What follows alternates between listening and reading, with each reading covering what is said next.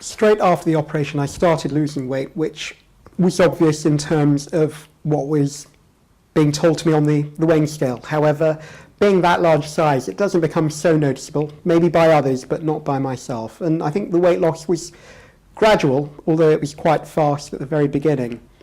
But as clothes sizes started dropping, it really hit home that I was now kind of on the way, the weight was coming off. And I really continued to lose weight up until the first year.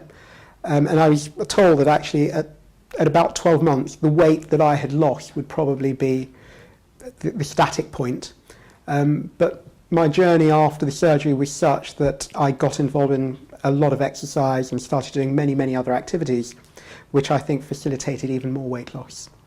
Having had bariatric surgery and the weight loss that's gone on with it, it's affected my life in a number of positive ways, professionally, on a personal front, on an emotional front. In terms of how much weight I've lost, at my heaviest I was about 25 stone and I'm now down to 11 stone. It has increased my self-confidence, which has opened doors both professionally and in my personal life to do things that I'd always wanted to do but just didn't have the full confidence to follow it through. Since the operation, professionally, I've done a lot more charity work and travelled abroad on several occasions. I have a passion for rugby, having played representative rugby in my youth, but decided that it would be a great way for me to carry on with my weight loss by doing more exercise. So in time I trained and qualified as a rugby referee, then went on to do all my coaching badges. And now, apart from refereeing and coaching, I'm also back playing. My experience of my own practice was before I had the bariatric surgery, patients would naturally come to see me to discuss their weight loss because I was a safe doctor to approach who probably wouldn't criticise them, so they appreciated that I would understand what they were feeling. My personal feelings about bariatric surgery being a failing were purely on a personal front, in that I felt that I hadn't been able to succeed by dieting and following the normal channels. However, since having had the bariatric surgery and seeing the results and the outcome that it's given me, I certainly don't see it as a failure, and I see it as a very positive method for the right patient, and have in fact recommended several patients have bariatric surgery, and I have in fact about 4 patients who've had their bariatric surgery performed here at the Clementine.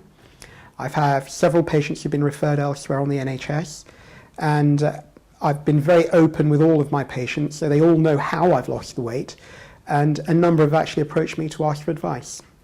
Since my surgery, I've paid more attention to Streamline's website and was made aware of seminar evenings that were run maybe once or twice a month at various locations, and also the fact that there was a bariatric patient support group. So anytime I have any patients who are considering surgery, I've often recommended they book onto one of the seminar evenings so that they can get the very best and accurate information about any operations. It also gives me the opportunity to meet up with other patients who are considering going through the same journey. They also end up meeting patients who've already been through it, so they get some kind of a patient perspective from others who've already gone through the procedure, and it just gives them more confidence to see it through. I think one of the most important things to think about is the positive impact it has on health thereafter. I mean, being morbidly obese means just that, carrying morbidity. And we have many, many patients who are obese with hypertension, type 2 diabetes, waiting for complications to occur. And by addressing their weight, by addressing these morbidities, the long-term future for these patients is far, far better. And that in turn will be beneficial to us as healthcare professionals and to the health economy in general, because we're actually preventing some very, very serious complications.